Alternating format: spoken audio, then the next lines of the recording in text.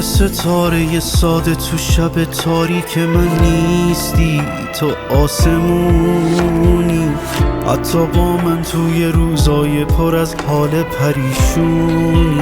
تو مهربونی مثل تو فصلی نداره، سال من کوتاه تو نیستی تموم سالی. هر چقدر دستاتو میگیرم تو بیداری مثل خوابی، تو خیالی. میدونی تو یه شعری پر از حرفای تازه، هنوزم اون نگات مثل یه رازه، صدات مثل یه ساز دل نوازه. میدونی تنم تن پوش آغوش تو میشه، به تو تقدیر و مدیونم همیشه.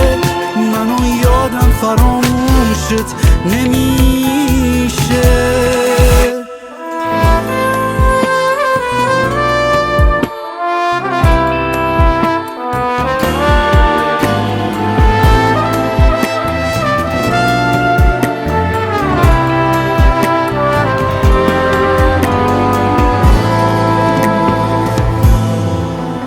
توی آینه چشمات همه دنیا رو میبینم، تو کابوسای بیوقفه شدی رویای شیرینم.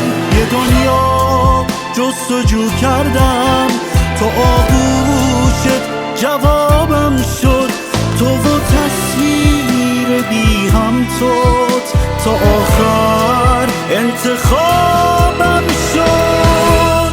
میدونی تو یه شعری پر از حرفای تازه، هنوزم اون نگات مثل یه رازه، صدات مثل یه ساز دل نوازه. میدونی تنم تن پوش و آغوش تو میشه، به تو تقدیر و مدیونم